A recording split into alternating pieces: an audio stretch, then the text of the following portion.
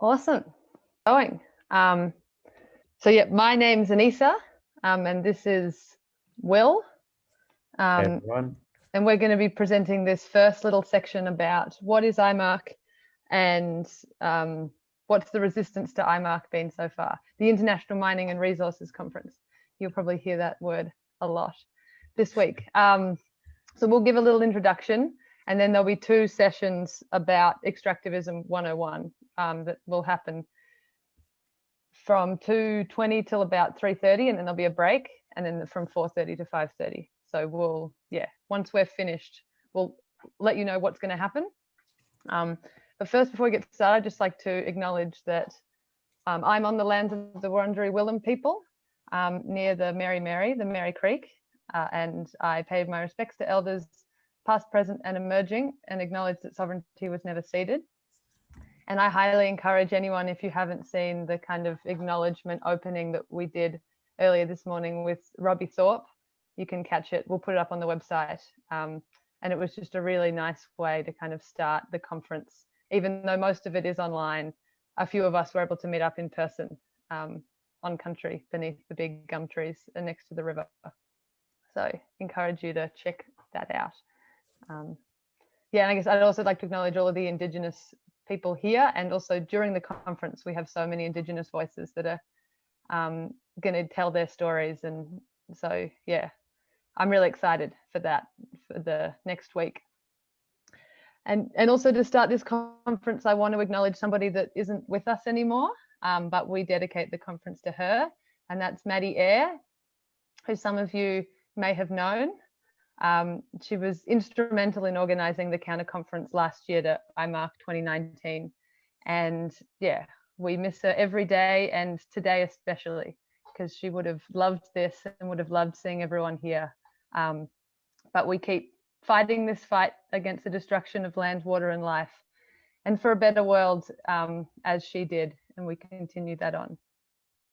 So this is for you, Maddie.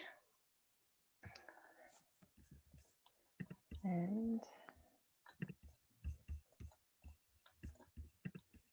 there we go.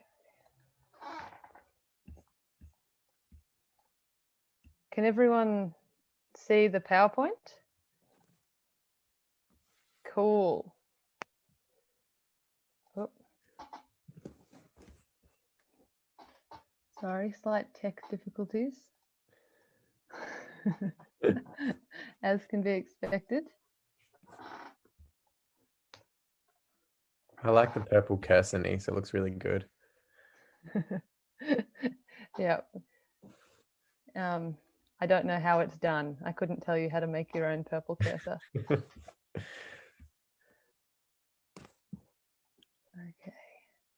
So everyone, I had this set up ready to go, but it's being very slow. But oh well.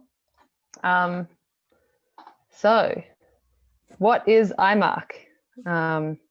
The International Mining and Resources Conference.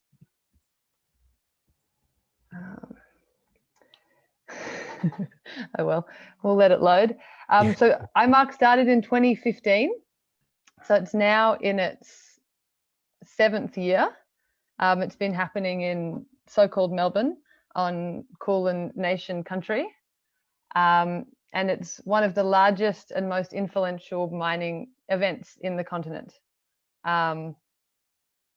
So yeah, it's thousands of people come along each year, basically to have workshops, speeches. They have an expo, and they have a lot of networking opportunities. And it's they describe it as a gathering of multinational companies that profit from operations. Well, we describe it as a gathering of multinational companies that profit from operations that are fueling climate change, stealing Indigenous land, displacing communities, and exploiting workers. And so it's 4 days of learning, deal making, and unparalleled networking. So it's pretty much what we've been doing for the last few years is kind of, as it happens in Melbourne, in a place where lots of people live, it's pretty incredible that we are letting this happen. We're letting these mining corporations and CEOs and governments meet right in our city. So that's why we like to bring attention to it, and yeah, protest it as much as we can. It really needs to be protested. And I'll hand over to Will to talk about who comes to Imarc. Thanks, Nice. Yeah, so it's important to have an idea of, you know, the companies that make up Imarc every year. The companies that, as Nice was saying, we allow to meet in our city, to meet here on unceded Kulin land. And yeah, there's some pretty big names that I'm sure a lot of us recognize, and none of them for good reasons.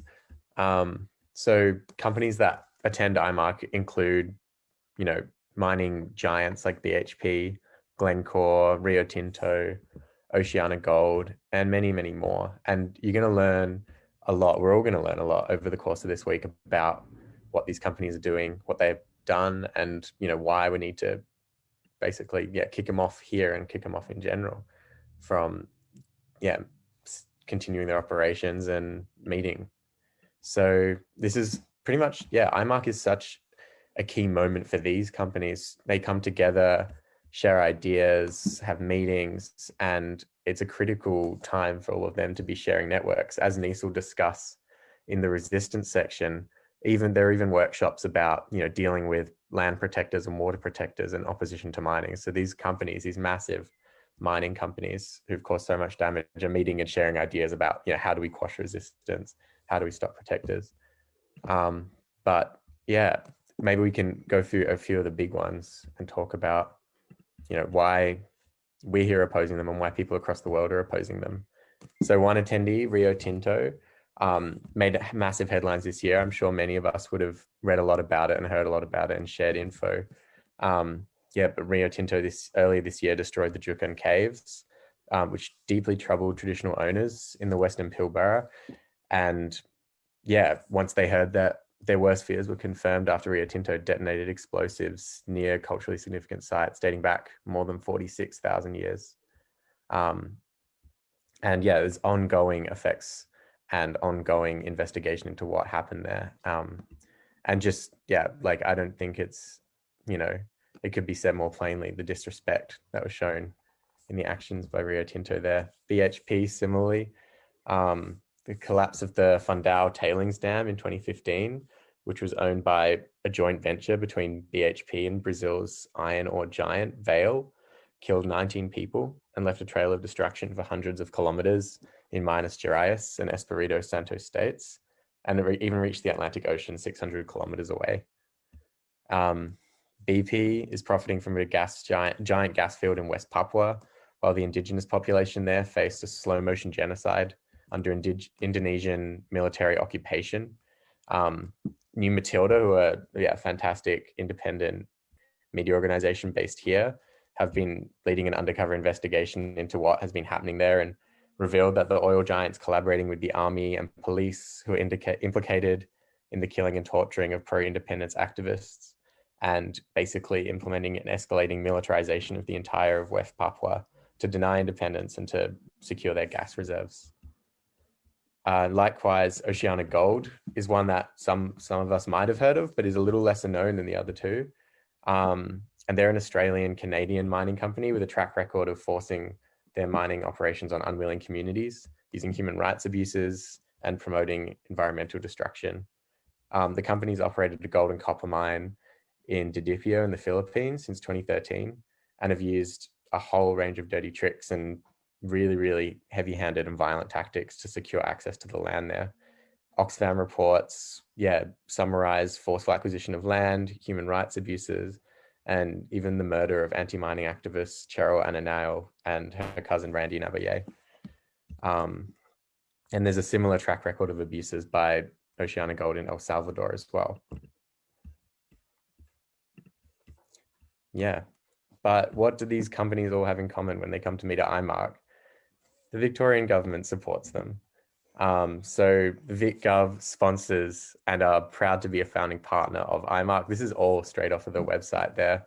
So the Victorian state government have said that they're strongly committed to invigorating the state's mining and mining services sectors, and have a proud tradition of contributing to the Victorian economy to ensure they have a vibrant future. I'm not sure how many people living in Victoria that the state government actually asked about that, but I'm sure most of us would be pretty opposed to, strongly committing to invigorating the mining service here. And it's not just the Victorian government too, like organisations and public institutions like Melbourne University support the conference and benefit from it because of the connections they have with the fossil fuel industry. This is really ubiquitous. And when we talk about blockading Imarc and, putting a halt to extractivism, it really has echoes throughout all of the public institutions and the state government.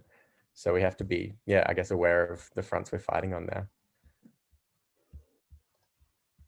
Maybe I'll hand it back to Nisa to talk about what exactly they get up to at Imarc. Thanks, Will. So there's many things that happen in Imarc. I encourage you to go onto their website and you can look through the program, and you actually can register for free to go to the expo, and maybe you could tell them what you think when you're in there. But basically, as we've said, it's a place for networking and working out how they can exploit the land. So Will mentioned greenwashing, which is defined as disinformation by an organization so as to present an environmentally responsible public image. So as we can see by the image, what they're basically doing is just painting things green. They're making themselves look green when they're not actually. And we can see this by for this year, there was a keynote address titled Responsible Investments and Responsible Ownership, How a Sustainable Development Can Be Promoted Without Compromising on the Overall Return Objective, which for me, I was just so shocked when I saw how blatant they were trying to be. It's like they don't want to, they don't want to affect their profits, but they're going to try and look green. But when I went on the website this morning, they'd actually changed the name of that one, which I thought was pretty interesting. And another one last year was their social license to operate workshop, which was just pretty blatant about how they're trying to look good. So it's pretty clear. We can see what they're trying to do. And up in the corner here, I put a little.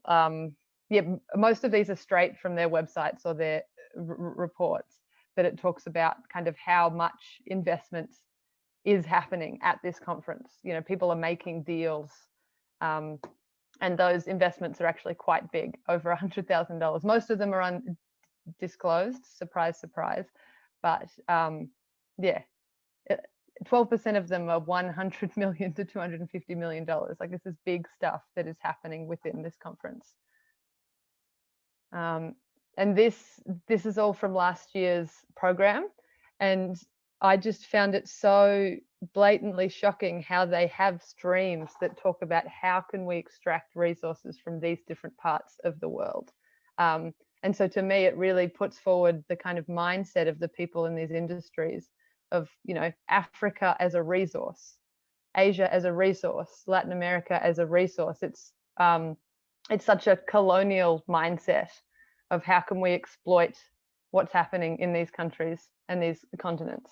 So I guess that'll be a theme running through the entire week, but just the kind of ongoing colonization, neo-colonization, imperialism that happens through mining, and the way that you look at, the opportunities of Africa.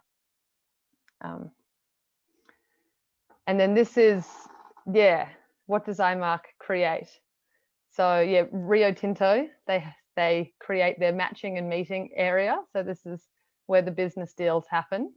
And this is from a report of 2019 Imarc, and they're very proud that it's like 100,000. Is that that's 100 million, isn't it? 100 million, $3,000 is expected to be invested into projects identified at Imarc. Like, it's just huge amounts of money that, could be going to the communities that are made poor by these projects. It could be going to restore the ecosystems like the one on the screen, which is just being destroyed, but instead it's going to line people's pockets. So this is why we have to protest. And protest we have been doing. So we couldn't find photos of before 2017, but LASNet, Latin American Solidarity Network, have been there since then. Yeah, have been there, I think, since 2015 or 2016. But these photos that we did find are from 2017, when the CEO of Adani Australia, which is now called Bravus, which they thought meant brave. Yeah, so the CEO was there, and so yeah, hundreds and hundreds of people turned out to protest the Stop Adani, and they held a really huge rally and played some music and did some speeches. So that was pretty exciting. And you can see in the top right-hand corner is this 18-meter banner that was dropped off a building by some kids from Northcote High School, which is pretty, I think they got in trouble at school, but it's pretty incredible what the youth can do when they get together. And so yeah, it's a very impressive banner. And in 2017, some people also managed to get inside the conference and protest and interrupt.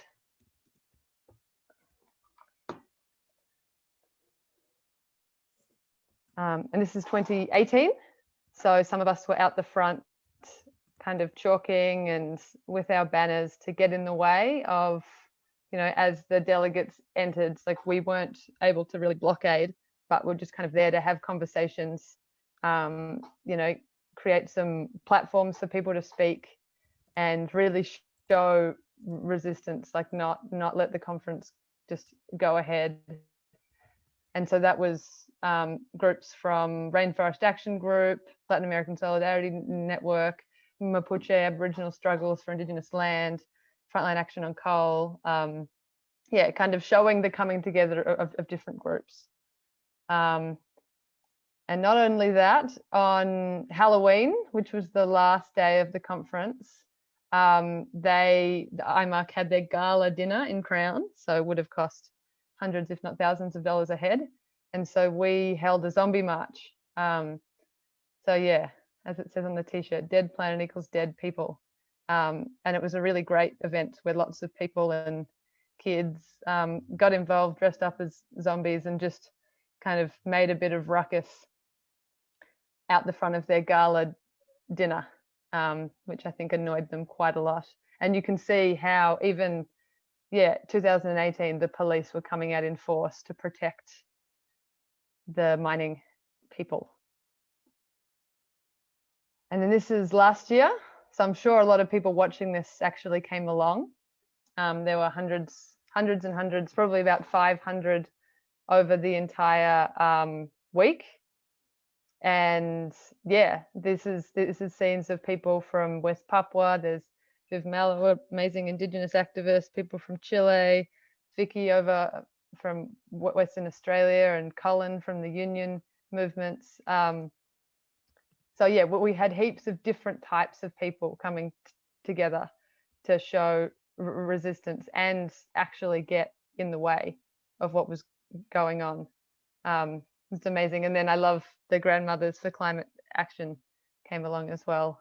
So it was many different types of people, even though for those of you that might have seen it on the news, it was very focused on certain type of people and the way that police dealt with them.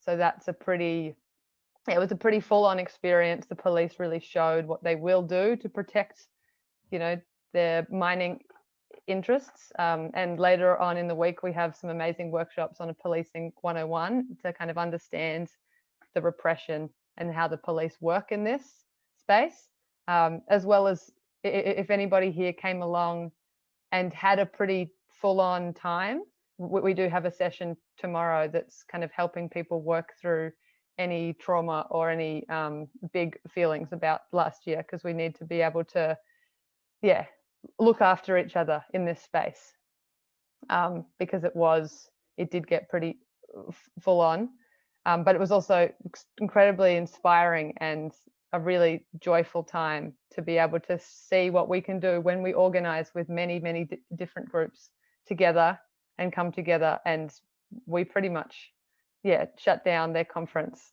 for quite a few of the days for big amounts of time. I remember seeing delegates walk around the back to try and find an entrance, and the cops saying, no, you have to go through the front, and them saying, well, we can't get through the front.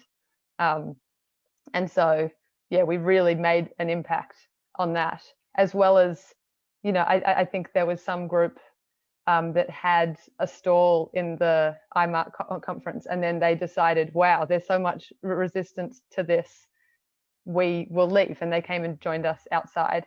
So even though there was a lot of confrontation, there was also some good conversations that were happening.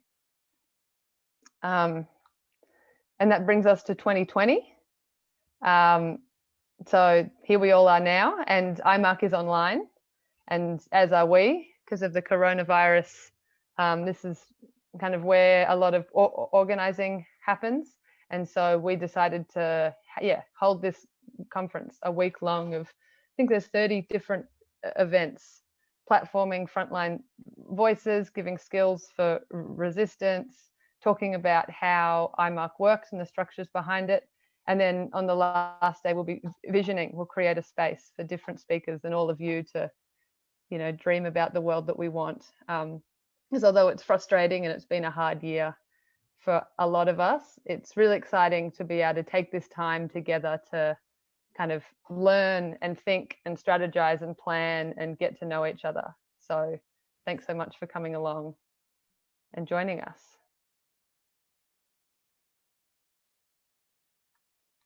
And then 2021. So exciting. So hopefully we'll be back to at least more normal, and we'll be able to be out in big numbers. And Imarc has already started planning their conference for next year. So during this week, I invite you all to start thinking about what we can bring, whether it's physical or, there are probably people from all over the world here. So what we can bring online, what we can do wherever we live, start building giant puppets, start writing a theatre piece, invite your mum and dad, and hopefully we can shut it down and create a better world.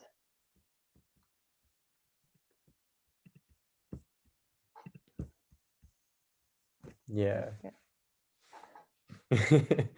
And just speaking to that as well for, people who might be engaging with Imarc and the blockade for the first time, this is such a great opportunity to get familiar with the ideas, bring your own ideas, your own experiences, and just get connected, because the more connected we are for next year, the bigger and the better and the safer and the more rad it will be.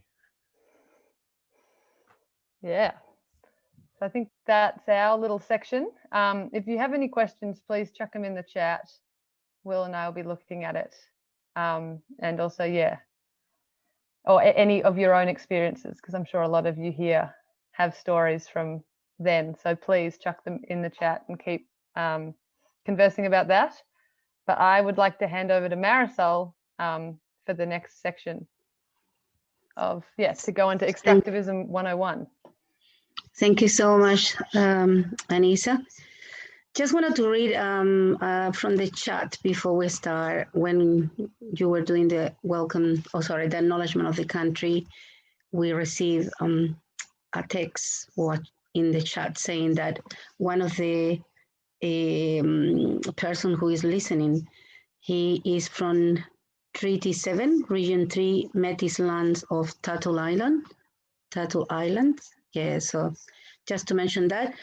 And also to acknowledge again that we are in this case, myself, I am in Wurunjeri land for the Kulin Nations. I would like to pay my respect to the elders past, present, and emerging, and also to leave clear that this land has never been ceded.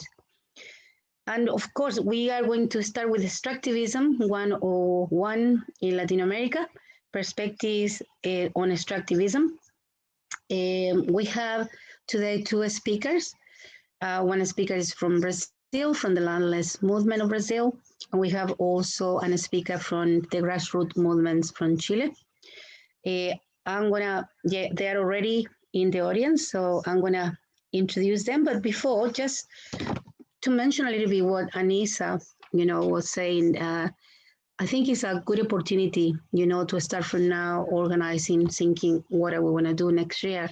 I think online conferences are good, but face-to-face, I think is more effective and is what we need, because extractivism, it has a history, or a colonial history, invasion, destruction, damage to the environment, displacement of indigenous communities, Afro communities, peasants, the plunder of our land, in this case, as a Mapuche indigenous woman, and this threaten our lives, the livelihood of indigenous peoples and everyone who respect and live in the land.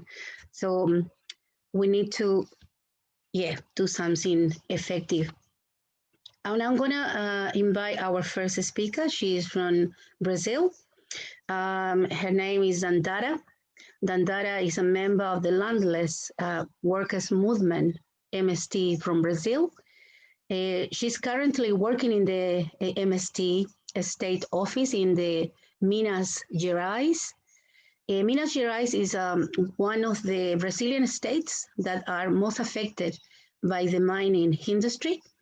In the last 5 years, 2 tailings dams belonging to Vale, a global mining company, collapsed. I think we all saw in the news, when this was happening, and how destroyed thousands of lives, also homes, jobs, and how toxic is this for the environment, and also the damage to the environment. And I will invite Dandara to continue with, talking to us and letting us know what else is happening in Brazil. Welcome, and Dandara. Your microphone is off. There you are. Oh, there okay. you are. Can you hear me? Yes? Okay. So good night, everybody. It's actually night here. It's 11:30 p.m. right now here in Brazil. So it's one of the many challenges for this type of event, but also through the internet, we are able to be much more closer, although we are so far away from each other. So it's very, very nice. I'm very glad to be here with you tonight. And comrades already gave a little bit of background about what I want to talk about. But before entering the theme that interests us tonight, the theme of the mining industry, I would like to give a little bit of background on MST, this movement of which I am a member, just so you know why we are so interested in this theme of mining and environmental matters in general. So MST, we are a rural movement. We are a movement created by land workers, campesinos, who are landless. So we were created as a national movement in 1984. And in those 36 years, we have been fighting since day one for 3 main goals. The first one is the most obvious, considering we are a landless workers movement, which is land. For Brazil was built as a nation on a deeply unequal distribution of land resources in such a big country, which has created this gigantic mass of landless workers, landless people. We have around 120,000 people, landless people, living in MST's encampments, the territories that MST organizes. still fighting for the right to work their lands. But besides that, we have hundreds and thousands of landless people who are still living in the cities, not organized, in big, unregulated, oftentimes unsanitary, unsafe neighborhoods that have been expelled from their land. And meanwhile, we have in Brazil, I have some 2016 data that says 0.95% of landowners control 45% of Brazilian land. So it's deeply unequal, and land is our first main goal as a movement. But also it takes us to the second goal. We have agrarian reform, because much more than the land itself, we land workers need the means to live and thrive and grow healthy food and plentiful food on our fields. So we need education, healthcare, structure such as roads, electricity, housing, clean water. We need access to information. We need the means to preserve our way of life, our culture. We need to have, in short, we need to have our rights respected, because all of those things are actually granted by our constitution. So MST and other land workers movements from Brazil have come to this understanding that this agrarian reform under such with such dimension, with such design, will not happen under this barbaric stage of capitalism. So we have decided to create our own popular agrarian reform in our territories. And the third main goal of MSTs is radical change of the social structures, or socialism in short. Although we are a rural organization, as I said, we are in the struggle to change society as a whole, to create a new way of life, to create a new way of life free of the chains of capitalism and its social relationships that come with it. So these three objectives, those three goals, they are what guides our praxis. And as such, the environmental matters have always been part of MST's struggle. After all, it's us, we know it's us, the land workers, the campesinos, right? The indigenous people, traditional communities here in Brazil, the quilombos. We are the guardians of the biodiversity, sorry. We are the ones that regard ourselves as part of nature, as part of its cycles.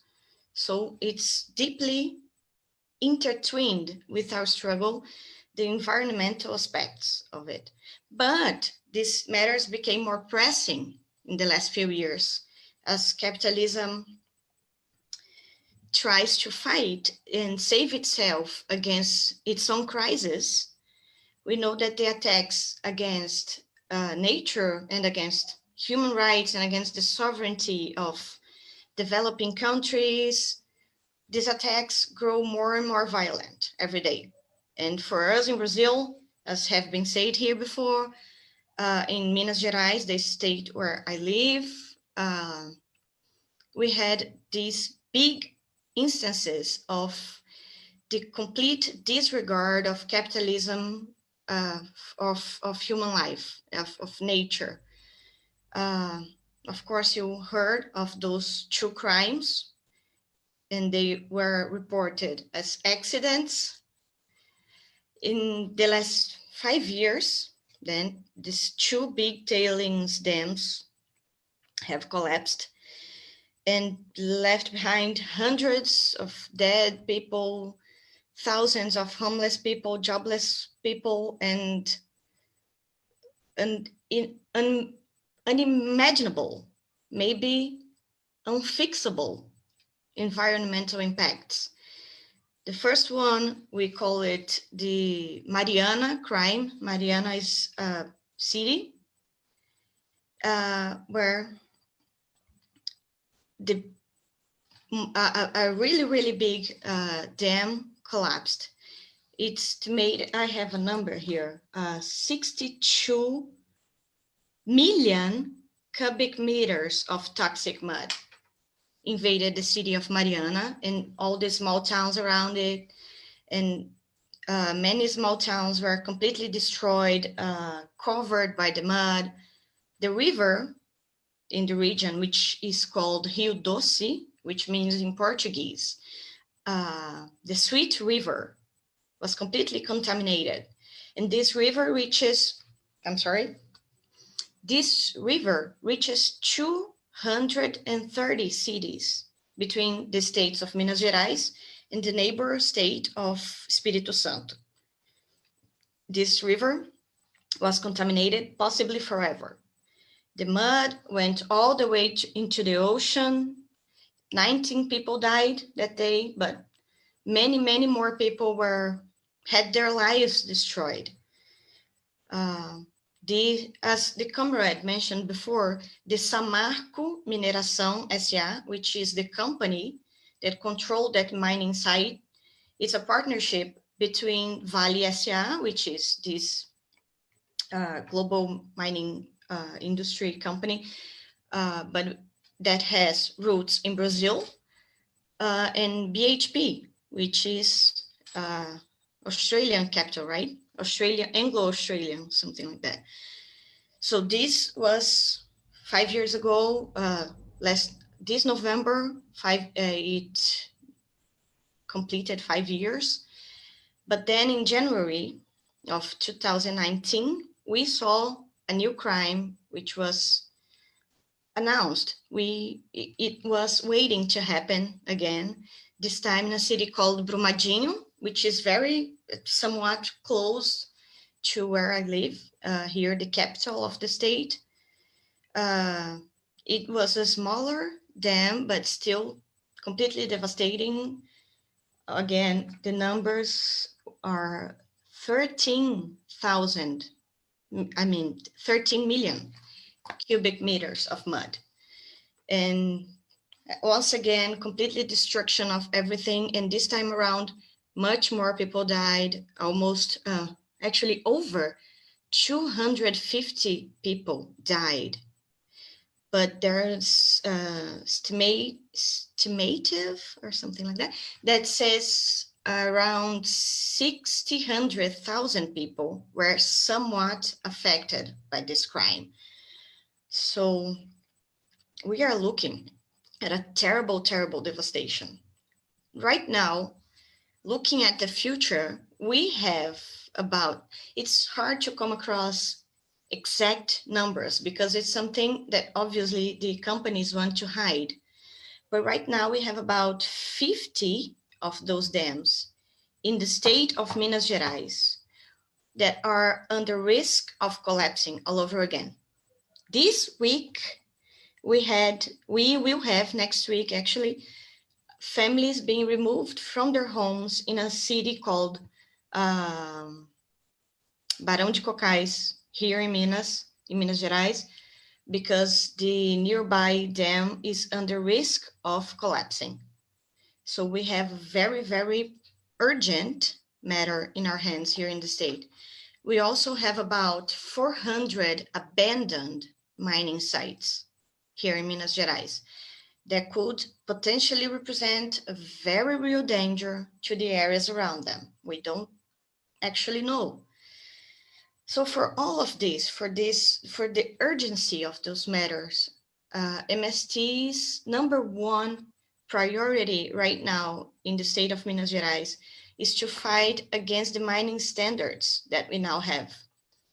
I say the mining standards and not the mining itself as an activity, because we don't believe in going back in time. We have many beautiful things that humanity has created that depend on this activity. For example, the internet. But we don't want the internet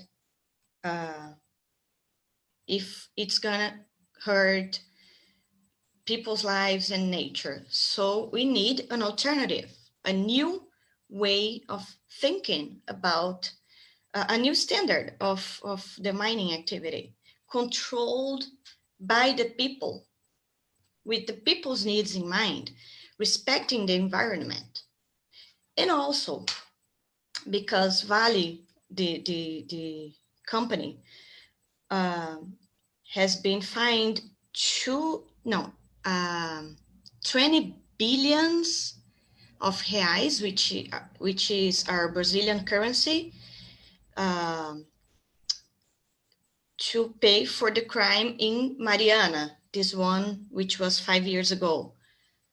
We are still waiting for an actual verdict on the Brumadinho crime, but we understand that those 20 billion reais and every action to overcome and possibly, hopefully, fix the impacts of those crimes also need to be controlled by the people. The people need to be in charge of the mining activities and of the solutions to those crimes that have already happened. So that's what we have been doing. I can't go right now because of the time in too much detail about it, but hopefully later on. But MST has been doing that. We have been denouncing that every day, all the time, that those companies are criminal and that this standard of mining is criminal. And at the same time, we are helping to rebuild the affected communities and to rebuild a new way of thinking about every activity in the countryside, in the land, including mining. So MST right now has it here in Minas Gerais, has educational programs, productive programs to help the families that are still in the land to produce food, to, of course, make to better the economy of the regions also, because Minas Gerais is right now economically completely dependent of the mining activities. So if Vale was to change their minds, pack their things and leave tomorrow, Minas Gerais would be left an empty shell, economically speaking. So we also need an alternative in this field. We also have an environmental program in these areas affected. And nationally too, MST has launched a campaign or a program, maybe, to plant, let me just remember the figures, it's 100 million seedlings, tree seedlings in 10 years, 100 million seedlings in 10 years nationally. We have already begun. We also have been and will be, of course, this is our main tactics of struggling, occupying the streets by demonstrations, marches, occupying. We have occupied many times, stopped the trains that transport the ore, the minerals of Vale. We have, closed the rails many times. We have been occupying, of course, the internet this last year, when we haven't been able to occupy the streets as much, because we need to keep denouncing these standards of of mining industry, the agribusiness. We need to keep communicating to society the need of a new standard of life and of production, be it mining or agriculture or any other production, human production. We need to keep communicating and pressing the authorities to answer for those crimes, to stop something similar from happening again. So we have to fight to rebuild what has been lost, but also with our eyes in the future, so we don't have to live through something like this again. Thank you. I hope I don't took too much time. I'm nervous. Thank you.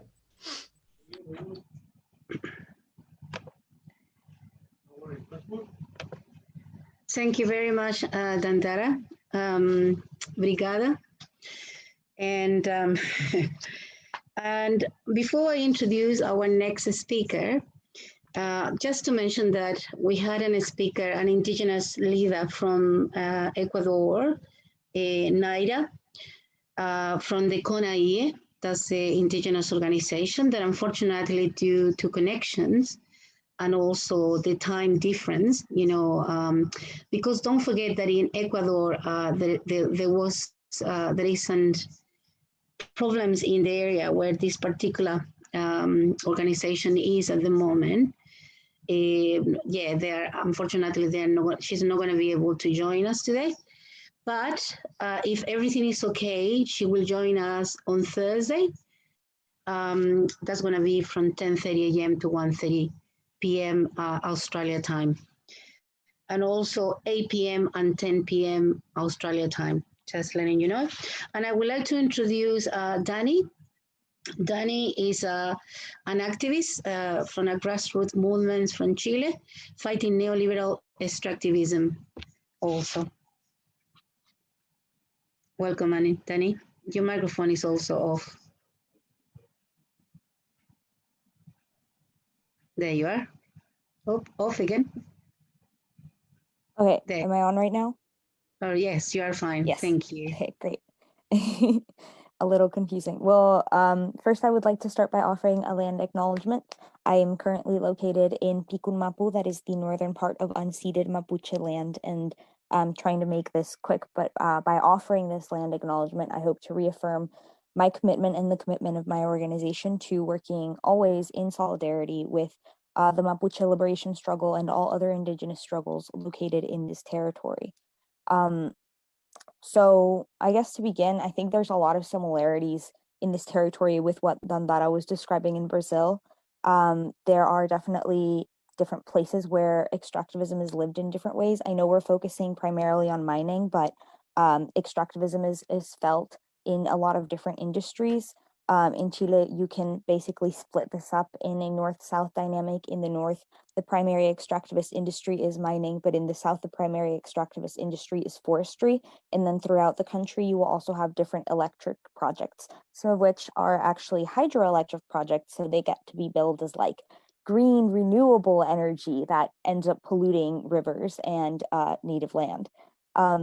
So let me back up a little bit. I don't want to get too deep into the history or anything, but I think it is important to mention that Chile has a long history of extractivism, basically since it became settled as a colony ruled by the Spanish crown and then eventually ruled by the Chilean state.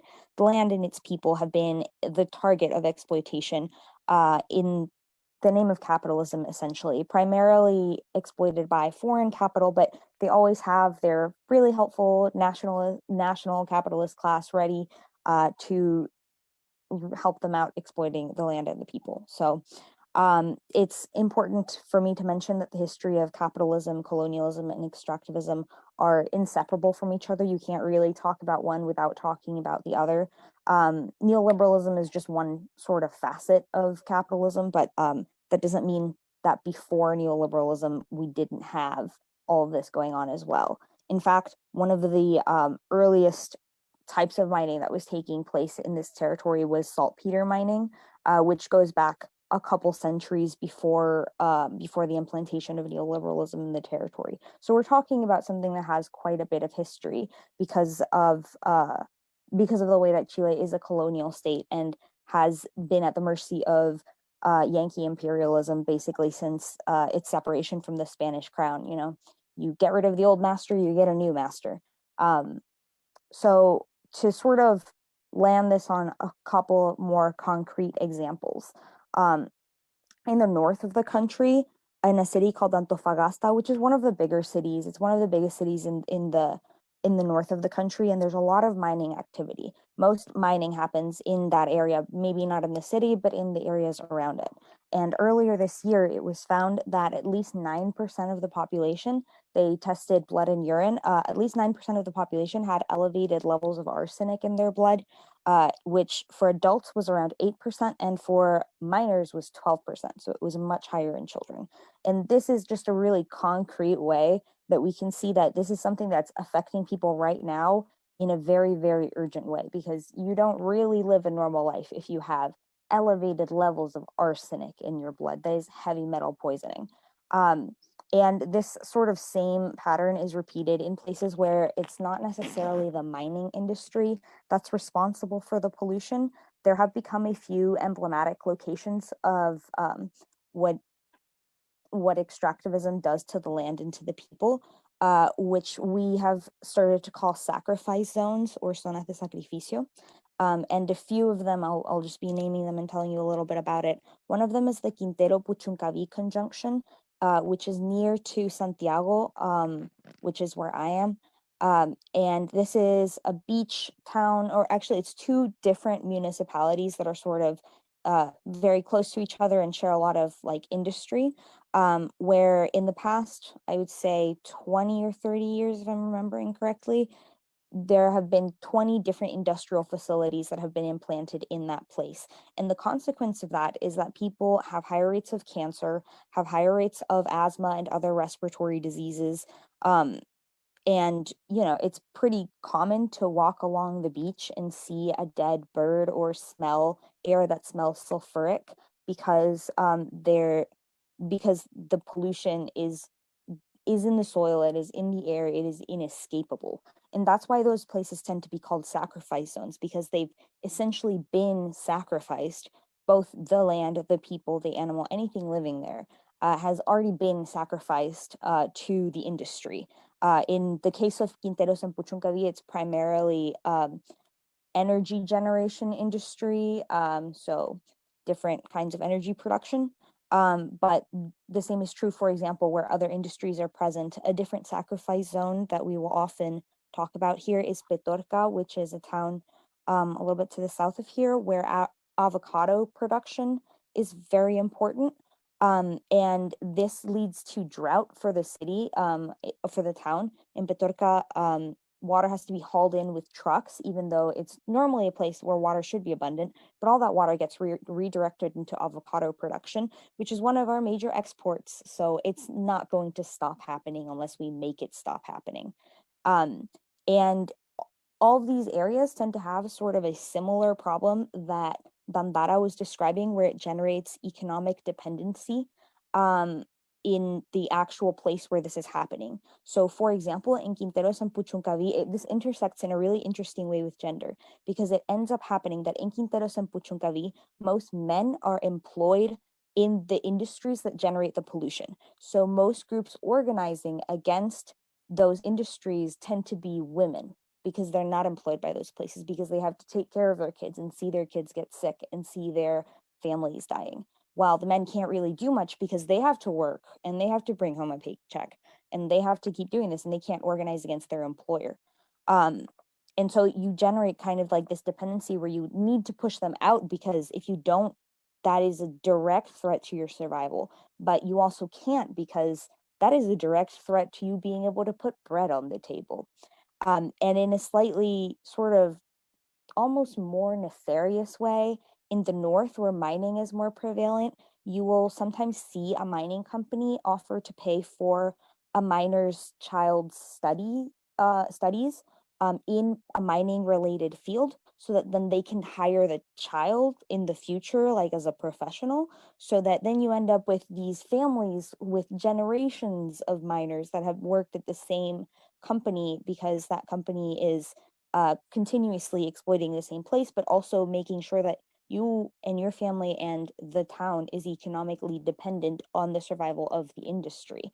And this sort of pipeline actually is often used to give this kind of giving back to the community image, because it's saying like, we are so nice, we're giving scholarships to the children of the people who work with us, when it's actually only so that you can keep the town and its people economically dependent on the industry, even though it's the same industry that is putting arsenic in their blood.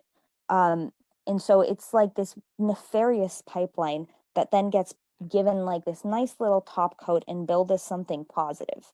Now, I think that the role of the industry is extremely important, but we can't forget, in the same vein, that they wouldn't get anywhere without the very kind collaboration of the state, which is routinely like in bed with extractivist industries. For example, in Quilicura, which is a municipality in Santiago, and it's also considered a sacrifice zone, though lately hasn't been talked about as much. There is a legal limit of heavy metals in water that is higher than the legal limit of heavy metals in water anywhere else in the city, because there was a lot of industry there. So the government, both local and national on different scales, agreed that in this place it was okay if people got poisoned a little bit more because there was money in it. And of course, this goes hand in hand with the fact that the people who live there work in those industries, and the people who live there are working class and don't have the money and influence to keep that away from their land. So, and then that's maybe one of the more, I don't know about subtle, but is one of the more long-term acting things. But there's also a lot of other instances where state collaboration is much more in your face. Like, for example, there have been activists who have been killed for their militancy against extractivist projects. A few years ago, there was a highly publicized case of Macarena Valdez, who was a Mapuche woman who was living in a community, and she was a protagonist in fighting the installation of, a hydroelectric plant on a river on Mapuche land. And pretty much well into her fight with the hydroelectric company, she was found mysteriously having committed suicide in a very suspicious way.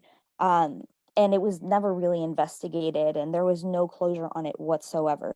And these are just some examples of the way that the state not only enables but encourages extractivism to take place in the territory, because of the actual ties that they will have with them. Like, it's been demonstrated many times over that a lot of the family members of the current sitting president, either like his brothers or his wife's brothers, will often have like stocks or other interests in these same companies that are committing these atrocities.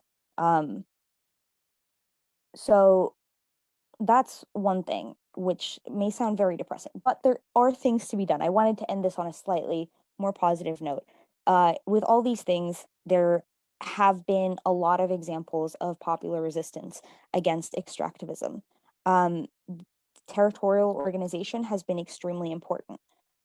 Given what happened here last year, there was a big boom of like organization around different territories at the local level. But before that, a lot of that organization tended to happen when there was an extractivist threat in the area.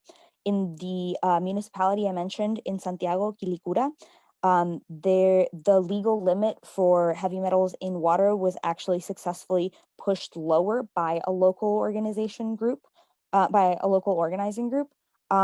That did a lot of different actions of different types, but was able to successfully get that changed. Now, the problem then becomes that you need somebody to actually test the levels of heavy metals in the water and in the soil to get that enforced. And of course, the state's not about to do that.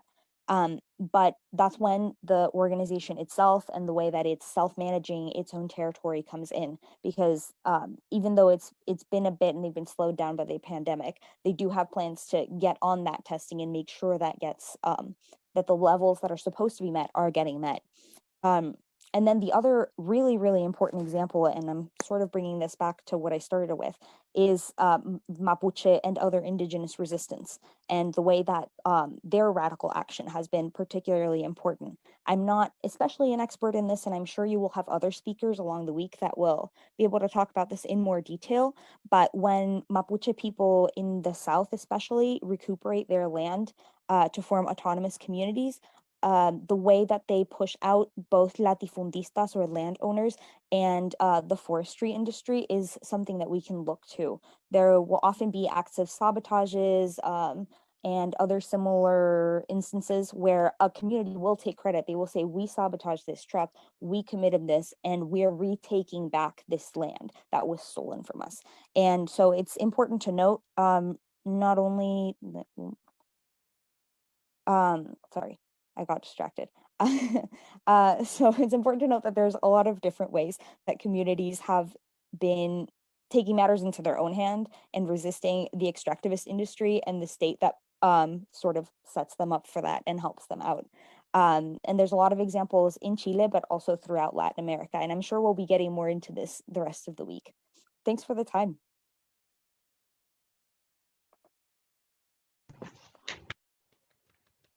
Thank you. Thank you for the information.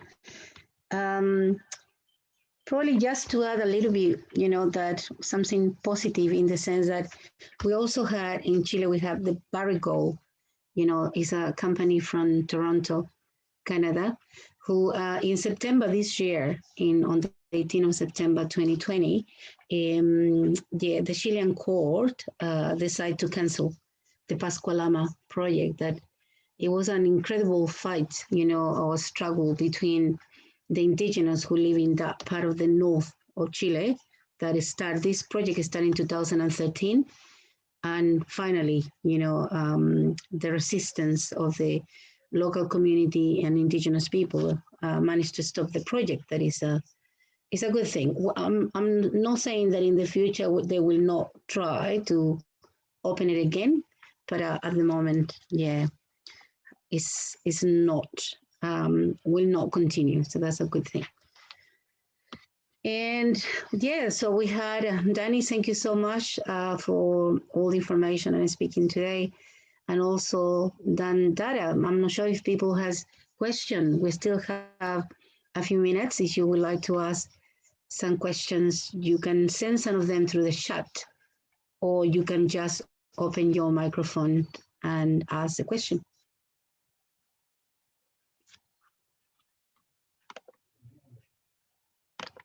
If there is no question, we have a video that we are going to show. So let's have a look in the chat if there is any questions already there.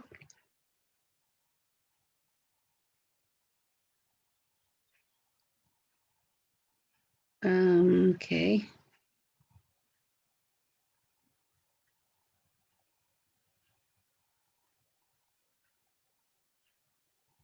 No one has any question. I cannot see. Oh, someone is asking, sorry, who was that one? So who was unable to make it from Ecuador? From Ecuador, Naira. Naira is the name. Naira from the CONAIE. That is the indigenous organization from Ecuador. The question came from Neila Naikut. All right, let's go to the video. Anissa. Yep, let's share the screen, and then maybe, yeah, during the video, if you think of any questions, it looks like Andrew has a question. Maybe we can hear from that after the video, and also there's a comment from V in the chat. So maybe during the video, if the speakers want to have a little read of that and think of a response. But now we will share the video from Mariana.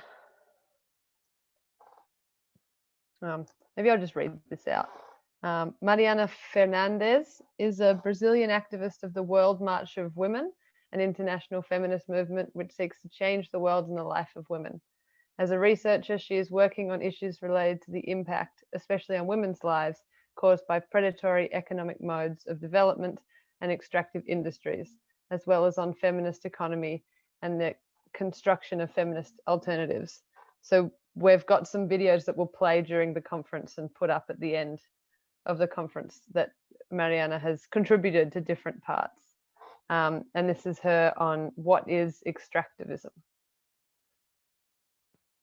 So when we talk about extractivism, we are usually referring to this, to the extraction of nature, right? To the massive extraction of nature as raw material to be exported to fulfill the economic ambition of transnational corporations, but also to respond to the demand of countries in the global north or to the global elites who have a very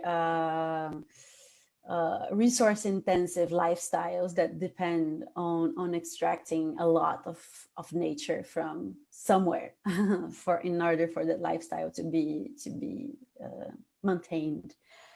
So for us, extractivism has its roots, of course, in colonial history, right? This is how colonization worked, by extracting different types of raw materials to bring to the colonizing countries, while the countries where this extraction happened were left with all the problems that imply massive extraction of resources. So it's just important to say that that extractivism is rooted in an unjust, colonial, and even imperial international division of labor that draws a clear line in between winners and losers of that activity. And it's important to say as well that this international division of labor between those where raw materials are extracted and those who benefit from that is also very much connected to racism and to patriarchy, because we know that it's environmental racism that defines the spatial organization of extractivism, right? We know that Black and Indigenous and communities, they are much more targeted by extractivist projects than urban territories, simply because these are groups that have been living in territories and having a sustainable relationship with nature that has allowed these resources to be exist until today. So these are groups that are especially targeted by that. And of course, that inside those groups, the role of women is very key, because due to the sexual division of labor, women are historically responsible by everything that has to do with sustaining life. So what some call social reproduction, care work, everything that has to do with the daily tasks that keep people alive, these are usually advanced by women.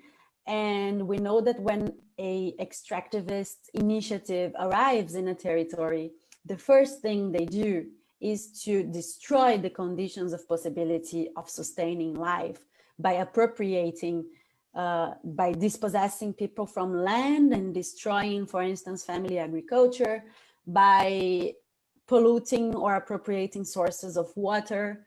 So all of that is directly connected to the everyday lives of women. And because of that, they feel the impact very much first. And they usually are majoritary in the front lines of resistance against extractivism as well, because of that. And it's also important to say that extractivism is very much connected to violence as well. the same violence that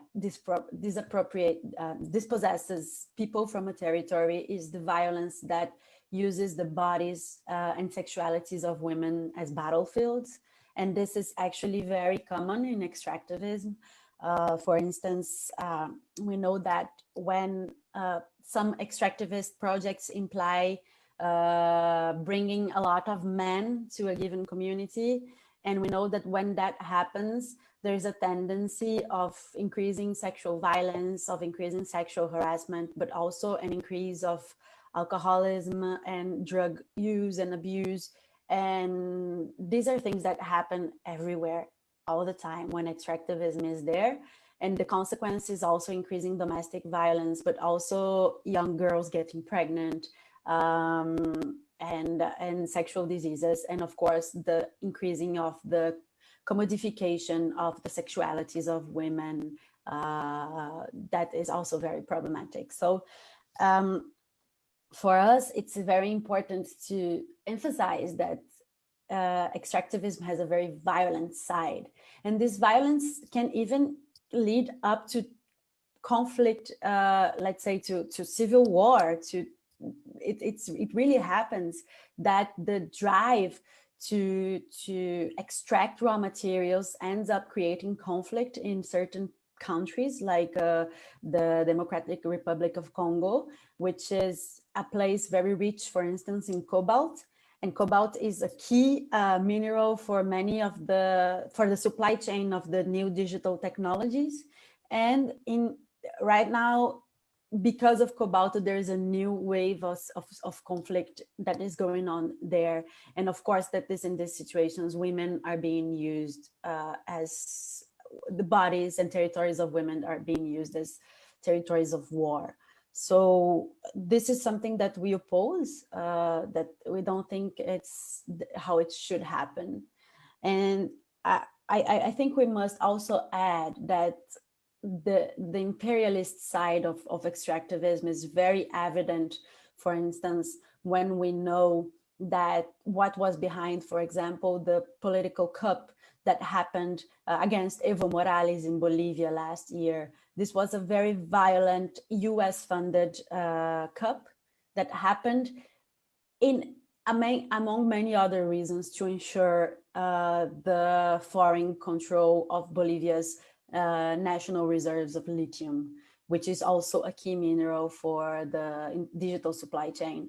So some people say that, oh, this is conspiracy theory, but for us and for many other social movements in the region, this is very clear that the coup in Bolivia happened because of that. And right now, luckily, Bolivians have voted against that coup, and hopefully the political project that will be in power will be one that continues ensuring national sovereignty over resources. But it was not the case with this coup. So this is to speak a little bit of this, let's say, state dimension of extractivism, but we also need to talk about the transnational companies and how they are agents of capital and how they are really harmful. There's no other way to say it. Like, their operations are so harmful. So Vale, Rio Tinto, BHP Billiton, these are all companies that have harmful projects everywhere in the world. It's not just one community in a remote place somewhere, it's everywhere. And everywhere they go, there is resistance going on because they attack the conditions of possibility of sustaining life for these communities. So they place profit above everything. And when we place profit above everything, there's no room for other things that do not respond to the logics of profit making, such as life, living life.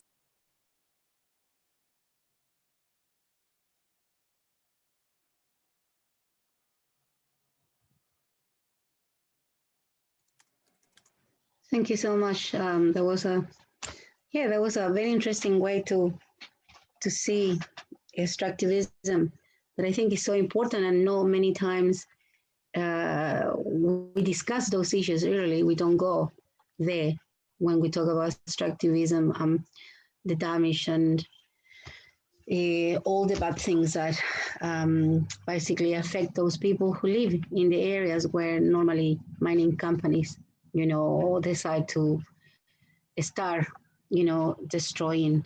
Again, as I said at the beginning, with the colonial history that they can do it, So no matter if indigenous have been living there for centuries, any company can come and move into indigenous land, displace them, plunder the land, destroy the environment. It's like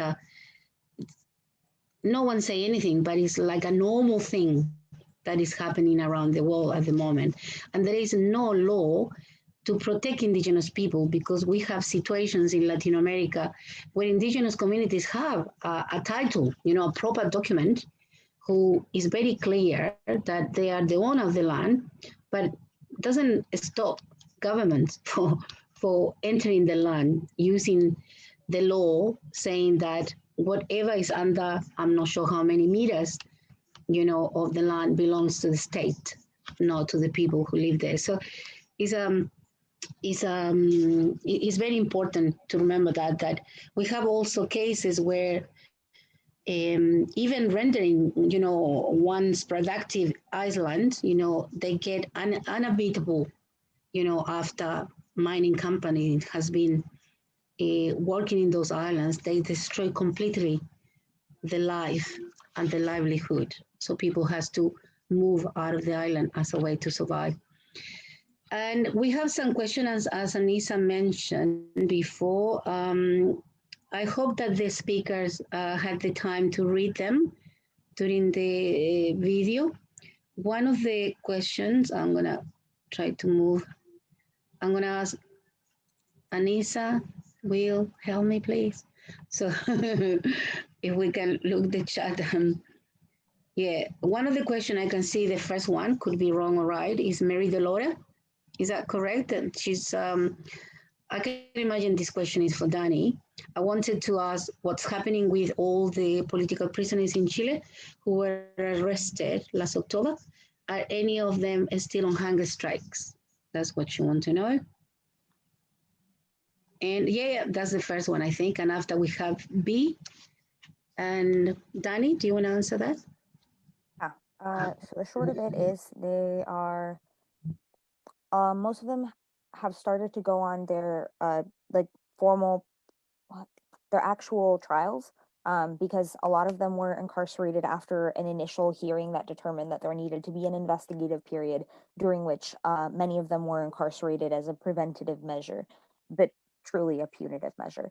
And so we're reaching the point where those investigative periods are ending, and so there's a lot of people who are going into their actual trials right now, and a few of them have gotten out, either time served or declared innocent, depending on the case. A few of them have gotten higher sentences. So far, the highest sentence has been pretty significant. It was 6 years and a few days, I think. So a pretty big sentence. As for hunger strikes, right now, as far as I know, there is not an ongoing hunger strike. There was one very recently because of the pandemic. They stopped letting in visitors into prisons, and so in the maximum security prison here in Santiago, there was a hunger strike, a sort of hunger strike. They were refusing any of the food that the prison was giving to them, but if they were getting food from family members or others, they were eating it. In order to get the visits reinstated, but that has been called off as of a couple of days ago. And as far as I know, there aren't any other hunger strikes in process, but there are people who are probably going to soon be facing their trial and possibly get some kind of further sentence. One thing that I might add is that there's currently a lot of agitation for a general amnesty law that would basically erase the record of any crimes committed during that time period, and hopefully let a lot of people out of the jails. But the senators who had sort of posited that idea initially have kind of walked back on it now, and there's a sort of wishy-washy rhetoric about it. So there's still agitation for it, but there used to be something that was like a legal plan that people were going to put forward, and now that seems to not really be as much of a thing. But that does not mean we're not going to keep smashing at those jail cells until we get them out of there. Thank you so much, Danny. Well, no, just talking about that, I will say that we received the news today that one of the lawyers who is defending Mapuche indigenous people and also other human rights defenders has been, some people went past to his house and some gunshots, trying to kill him. So that's basically the situation that, people who are defending, grassroots movement, indigenous people, that's unusual, I will say. A situation like that doesn't happen very often in Chile. So it's scary. I will go into, for Dandara, there is a comment, I will say, but at the same time that I think is important if you want to add, is from B. And what he's saying that, I'm going to read it. I hope you had opportunity to read it. Yes? Do you want to add a comment to that? Yeah, your microphone is off. There, it's working? Yeah, it's working. Really nice feature. I'm going to find out how to use it, this muting people, in my next meetings. Excellent. So, of course, I want to comment. Excellent. Because I think first and foremost, I actually want to acknowledge the comment, and this position is absolutely valid. I want to say that we as left, we know we have our specific, our differences. We have differences in tactics, in strategies. We have differences in how we read the reality, and that's absolutely valid. But I think Lucho, is that how to say that, comrade? I'm sorry if I'm mispronouncing it. Comrade Lucho has raised a very interesting point, which is we have our differences. We should have, I think it's very enlightening to have those spaces to debate. Here, I don't think we will be able to solve these historical differences, but I think the end goal is to be able to unite, to fight the same fight, that despite our specificities of our local struggles, of our category struggles, that we be able to fight the same fight. The mining industry and the big corporations around the world, they work as a system, as capitalism is a system, global system, a very well-oiled machine. And we must be too. We need to understand our fight as a whole, as a big picture, and be able to fight together. So yes, comrade, I think it's very valid. I would love to have this debate, to dive into it in another opportunity when we have more time, when it's not so late here in Brazil, hopefully. And but our position now, specifically talking about MSD, our position is we have this understanding of the necessity of the mining for the world right now, and if we must have the mining, so let it be under the control of the workers, of the people.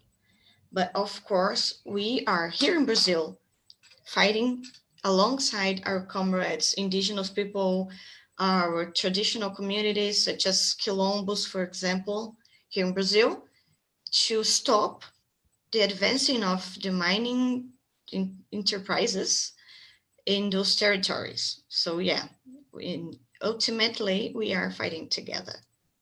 That's the comment I would like to make. Thank you, Comrade V. All right. Thank you so much, Dandara. And I hope that everyone read, what we wrote in the chat, so you understand Dandara's response to that. And I think there is another question. Anissa, Will, from Andrew. Andrew wanted to ask a question. I'm not sure if V wanted to respond to that. But... Oh, you want to respond, V? Yeah, I guess I'd just like to, I'd like to chat about it for a minute. I understand this is a very big question, and apologies for being in and out. I'm balancing children and some family here, so I've just jumped on for a moment. So apologies for the long comments, but I couldn't speak earlier. Yeah, we're all working together, obviously. There's differences in position. I do think drawing out these tensions, contradictions, and ways we learn to work together are really important. I do think that while our struggle is against capitalism, that we don't have to wait until after capitalism to challenge mining, full stop. We are at a point in history, ecologically, in terms of genocide against Indigenous people, losing tribes and groups every day, and their languages and their cultures being destroyed, that we can't rely on this idea that we have to work up one day to saving the state. And I don't believe that we can really, truly challenge the productivist and extractivist model of capitalism by doing so. I think it is really important to say, I know this is a minority position, or it's one of tension, but I'd like this to be addressed a little bit more throughout the conference, because it's a tricky question, but I think it is at the heart of things. So I'd be interested if Danny wants to respond to that, or Dundra anymore, or we could move on if we feel we've addressed it. I'm not going to bleed on all day.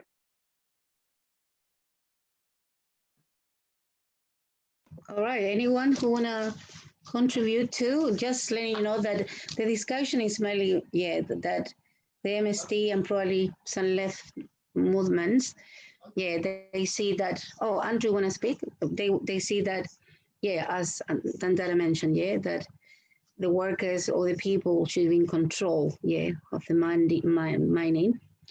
But Indigenous communities in general don't see it that way, because these companies, came into the land that they wanted and they are transforming their life and displacing them and causing a lot of damage to Mother Earth. So, Andrew. Should we give Danny a chance to respond and then go to Andrew? Just finish whatever up. You Anissa, I might actually chip in because it's on the same awesome. question, and then perfect. It's okay. Go to Danny. Actually, I should show myself since I'm speaking. Just bear with me. So I'm Andrew Morrison. I'm with the Philippines Australia Solidarity Association, and we've been campaigning for many years on mining, a particular mine in the Philippines that's run by Oceanic Gold. And this question for me is really interesting. The question of whether it's possible to mine it all in a safe way, and so I'll use the term sustainable mining maybe for want of a better term, but by that I mean socially, ecologically, and economically sustainable. So is it possible to mine in such a way that isn't harmful to communities? In fact, a way that's beneficial to communities, a way that doesn't harm the environment, and a way that's equitable economically. And so there's a question whether that's possible at all, and it sort of, I'm aware that there are views, certainly from comrades in the Philippines, that in the current situation in the Philippines, for example, many people, if not the majority, believe it's just not possible. But There's also a view that if mining were nationalised, in other words, if there are radical changes to the political and economic situation, that it might be possible. So that's the first question: is sustainable mining possible at all? And the second question is whether or not it's possible. Is there value in advocating for that from a tactical perspective? So you might, in engaging with mining companies, for example, you might see value in engaging with mining companies to get the results that you want. And in that, we might see some value in saying, look, we're fine with your mining as long as you do it sustainably. And then they find that it's impossible and they have to stop mining. So there are two questions. Is it possible? Is sustainable mining possible? And even if not, is there tactical value in advocating for that? Thank you so much, Andrew. Danny, do you want to make a comment or? I can make a short comment, but I will have to preface it that I am here on behalf of an organization that is currently having this discussion. So we don't have like a synthesized position. I can give you my perspective, and that is what I will be giving. I think in that context, I think probably one of or what I find that needs to be the guiding sort of thing on this question and on pretty much any other question is like, well, two things actually. When you're in a colonial state, the first thing is land back. That is number one. Indigenous control of the land is not a transactional thing. It has to be done and it has to be the first priority. And that is who will be taking the decision. But a sort of subsect of that is that the final decision over the land will be the decision of the people who live in the land.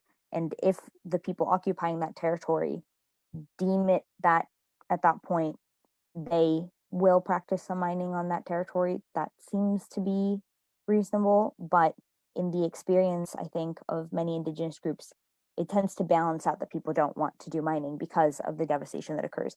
Anyway, it's just a small comment, but I think that for me, at least, the North Star of the whole thing is when we're talking about who should get a final say on that situation, it's the people who actually live there, and chief among them the Indigenous people to whom the land belongs. Anyway, but that is just a very short reflection because I really don't have the answer here. I especially don't have it at midnight with 33 minutes. But I really appreciate the discussion. Thank you so much, Danny. And if anyone has any comment, because as we said, this is very important. I think what Dandara said is also important. It's very difficult to make organizations, Indigenous communities and grassroots movements to work together. You know, it's a battle that we have, all of us in different countries, where we all are fighting for a better world, but we don't, for whatever reason, we don't work together. But these mining companies, these corporations, they do it. They have difference between them, but they don't care if it's about money. They found a way to work together. And we need to find also a way to do that. But totally agree with Danny. You know, this is a decision that Indigenous communities who live in the land need to make. Definitely, there is no discussion about that. And I like what you said, Andrew. Is sustainable mining possible? You know, probably something that we should continue discussing during all the conference, during all this day. We should put that as a question. You know, is this something that people want to discuss? And I think, Ron, you wanted to say something, so I'm gonna. Can I just, okay, I think Comrade Ron can go first because I've Okay. talked a lot Okay. already. Okay. Well, I think there should be more than one tack and approach to the whole issue that we're trying to achieve. But there's a small company, a mining company, I think it's called Validium, and it's mining in precious sands for batteries, so the longevity of batteries.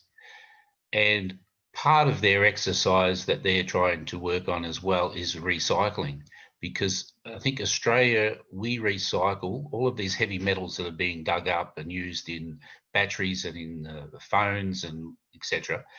Australia does something like 3% recycling, where the rest of the world, a lot of the Asian countries, are doing 7%. But it's still a far cry from 100% of metal to be recycled. So mining companies seem to find it easier to dig it up than to worry about reclaiming what they've, the environmental damage that they've done. So maybe that's an avenue that we should try and pursue through the year as well. That there's no need to mine all the time. There's the recycling of those heavy metals, and that's where they should be approaching things, and that extends into the sands and the silica that we use for glass, etc. A lot of that should, instead of going to landfill all the time, there's an energy cost in recycling, but the destruction that we're doing to the environment, should be a simple response to what they should be achieving. So, just a comment for future approaches. Thank you so much, Ron. Dandara?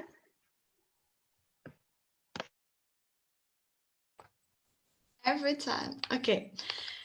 Comrades, I would like to make a comment about this super relevant question, because just like Danny's case, it's very much in the open.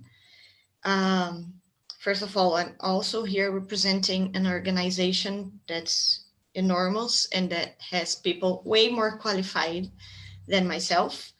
It has been people that have been studying this question way longer and deeper than I have. But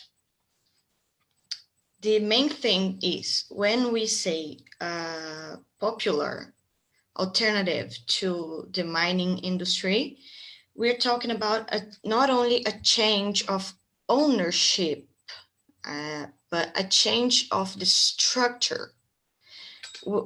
That would not mean the workers, the people, the population of the areas collabing with the industry, with the big companies that we have nowadays, in order to keep mining the same way they do. But it's a different standard, and it demands a really deep and radical change in the structure of society. So the comrade also asked about the advantages from a tactical standpoint. And I think, and I believe I talk for the whole MST when I say that it's very important when we denounce, when we resist a certain way of doing anything, of capitalist production, be it the agriculture production or mining or any other aspect of capitalist production. And when we resist that logic and we demand and organize ourselves to demand and build an alternative to that logic, we are directly resisting and defying capitalism. So in the beginning of my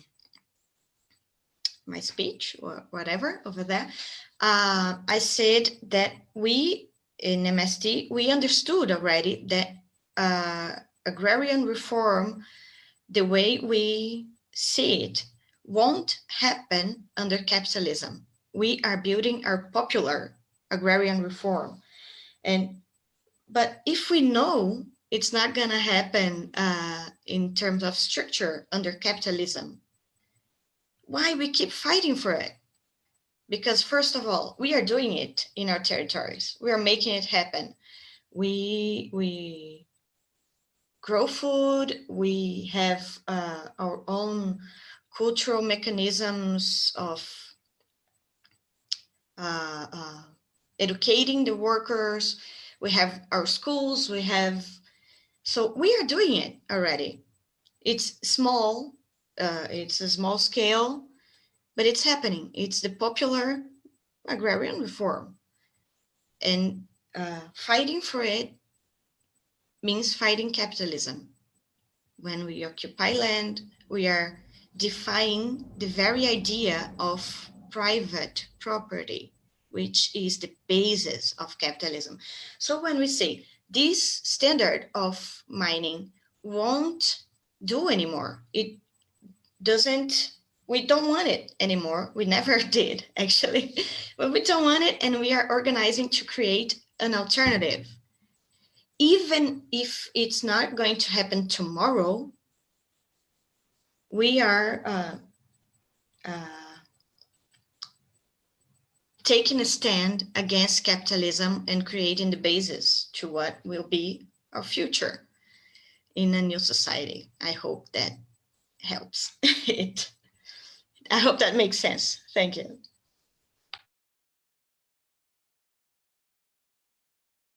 Thank you so much, Tandara. Anyone would like to make another question? B, Ron, Andrew, anyone else? If not, do we have more questions? I can know. I've been reading the chat, and I see a lot of comments that I think is so good that the panel is bringing, you know, a lot of conversations, and because that's the idea is we need to talk about these issues, what we are doing, and is that working, you know, as I hear from, at least from the MST, working in the land is working.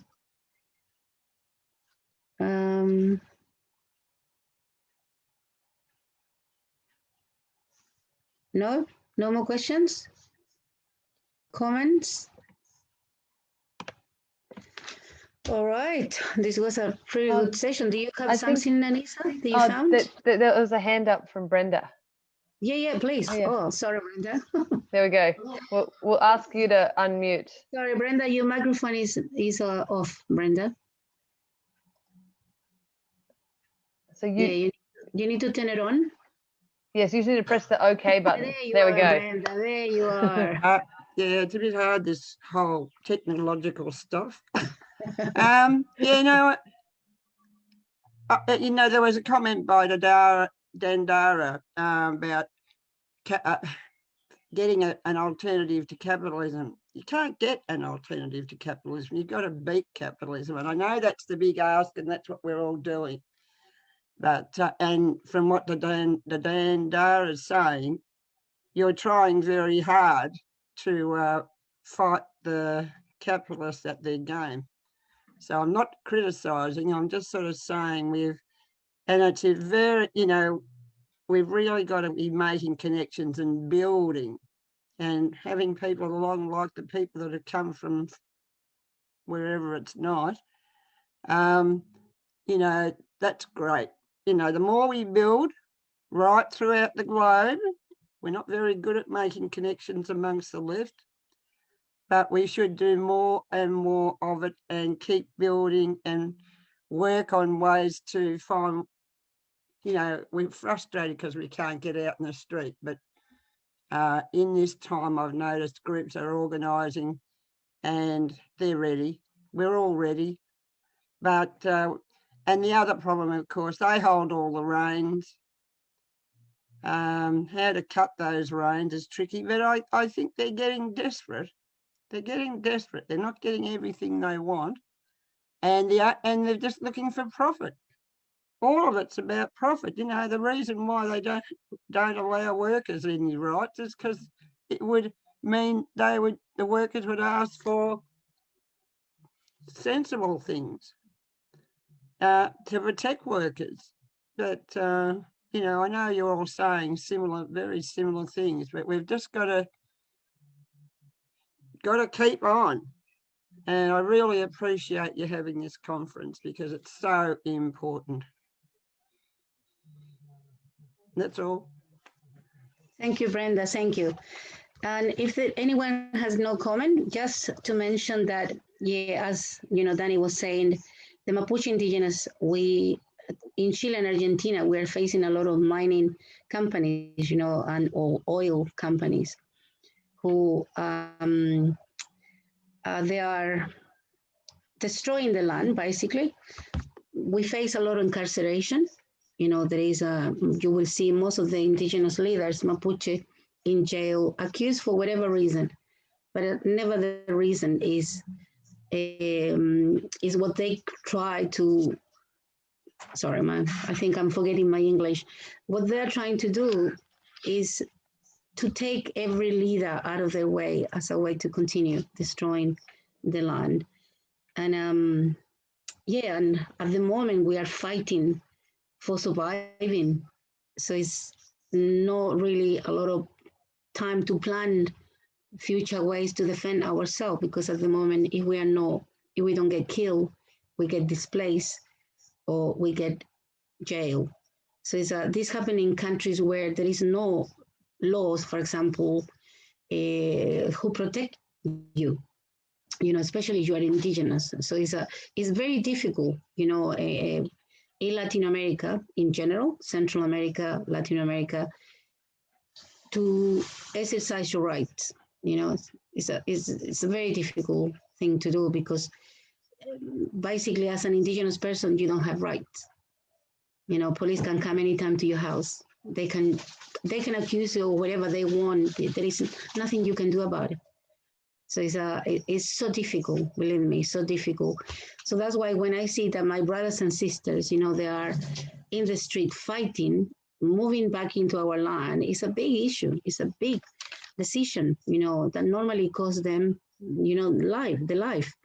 So it's not just to go out. What I'm trying to say is not just to go out there and campaign and be insulted or pushed by the police. You know, it's more than that. They come after you.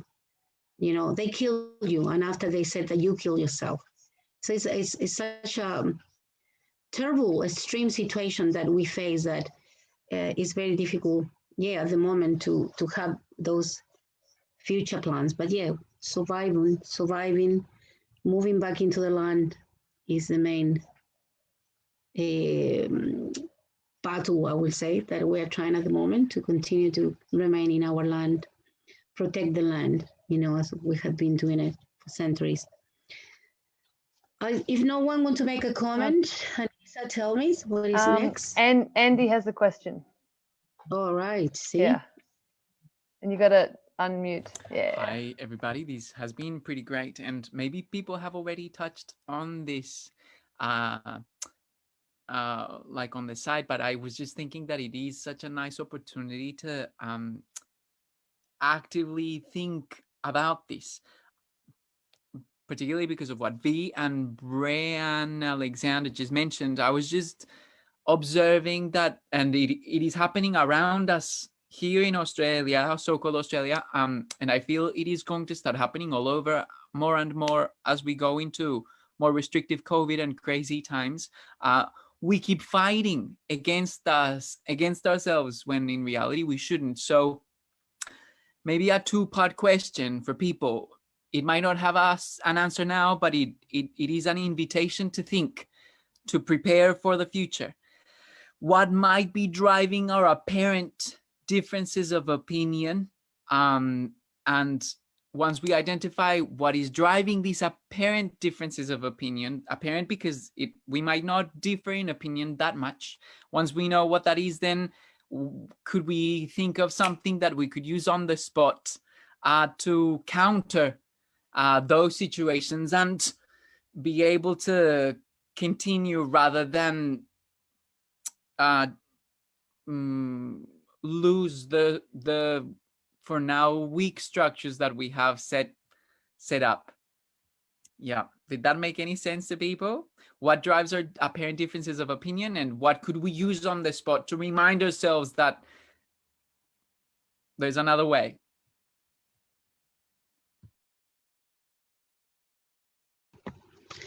Thank you, Andy. Any other comment? I'll have a comment if you don't mind, Marisol. And then I think Vaughan V wanted to respond. So maybe we can go back to you. yeah, I'm so excited about this because I guess for me, being involved in activism for the past 5 or so years, it's kind of shocking how much we disagree in the left and how good they are at dividing and conquering us. And I mean, my thoughts on it is that I think there might be a big disagreement about hierarchy. And so there are some people that think that, yeah, all forms of hierarchy, of people being able to make decisions on behalf of other people or telling other people what to do, that's kind of just not okay. And we need to be doing everything we can to kind of getting rid of those hierarchies, because they're at the bottom of all oppressions. And so that involves a lot of work to, yeah, organize together, spend a lot of time talking, and getting everyone's opinions, which can slow down action, but can also kind of bring people together more.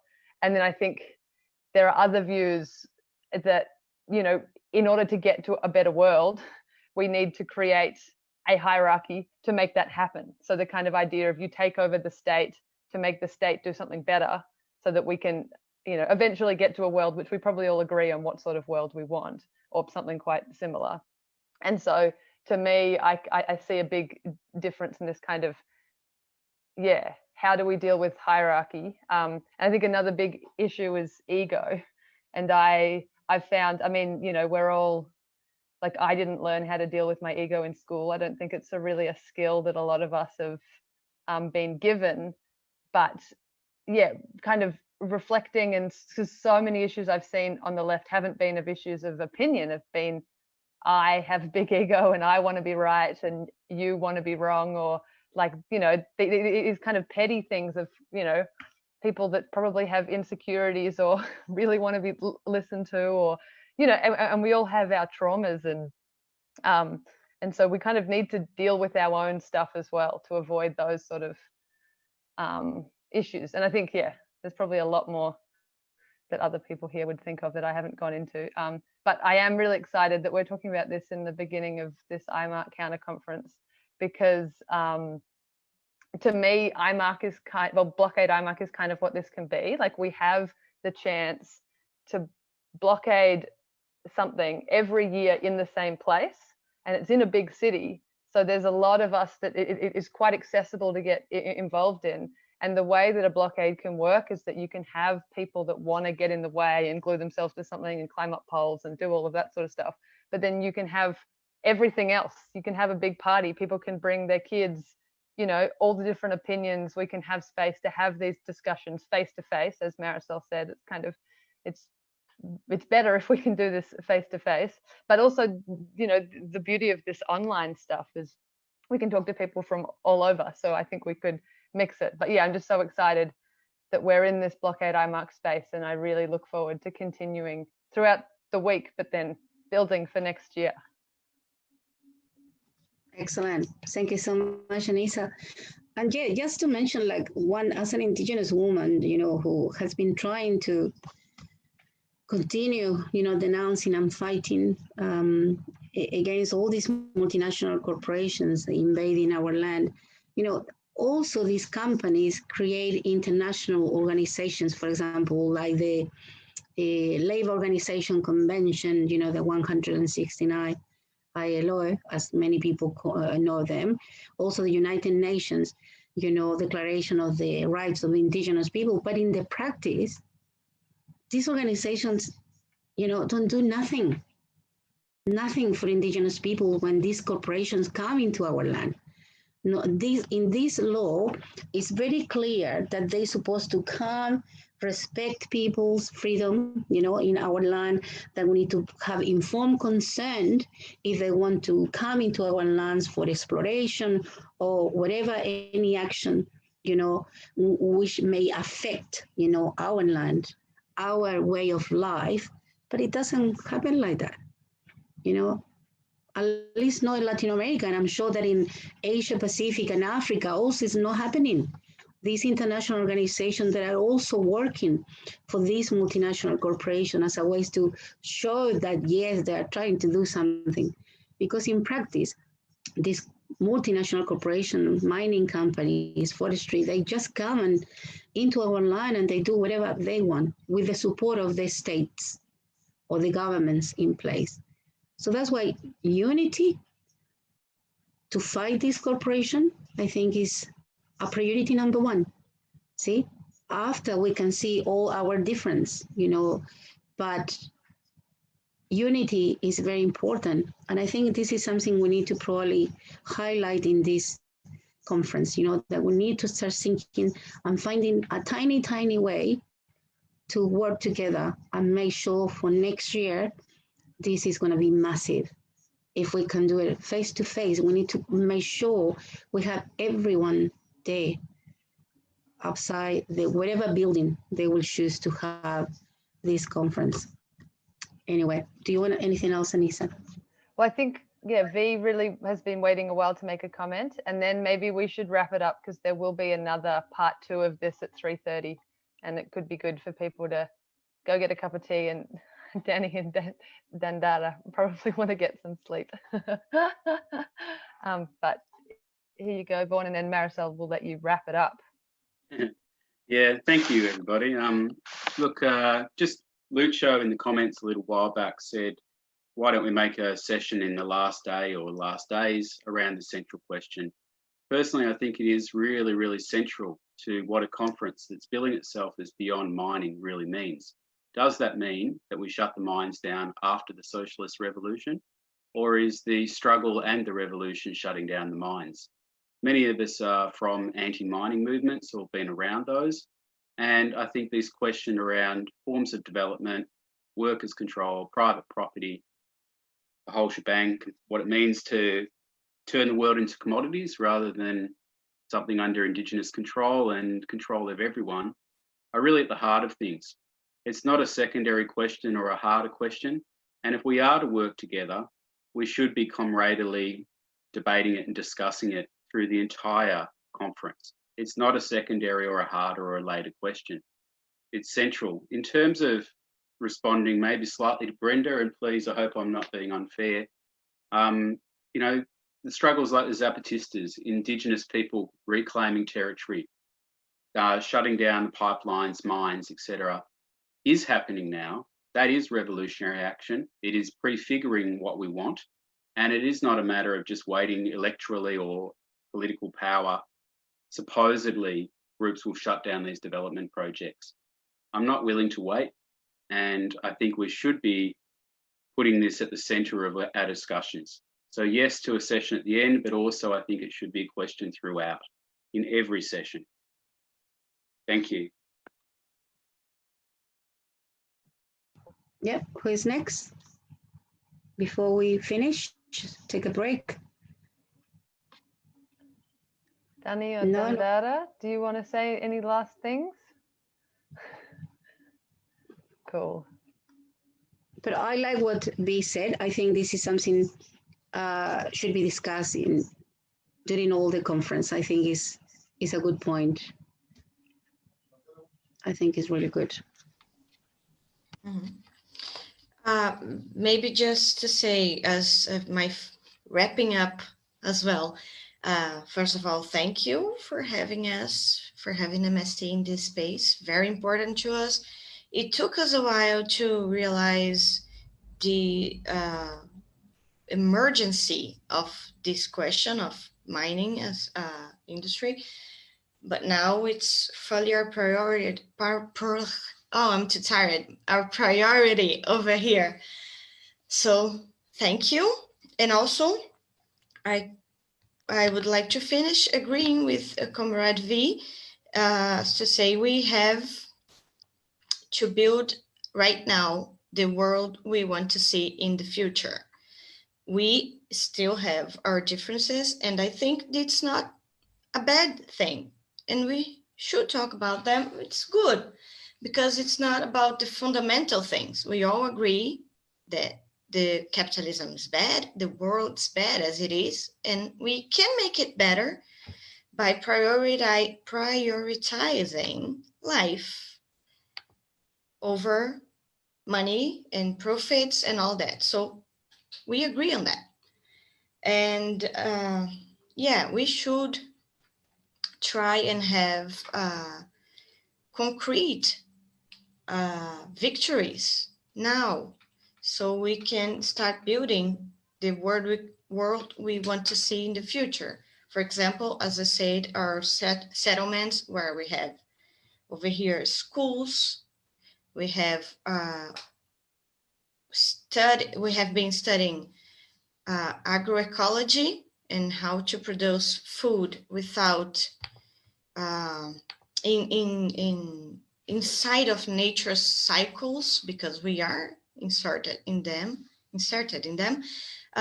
Anyways, we are building concrete things in our daily struggle that are small steps to build our future. So yeah, thank you again, and good night and good afternoon to you guys. I'll see you soon.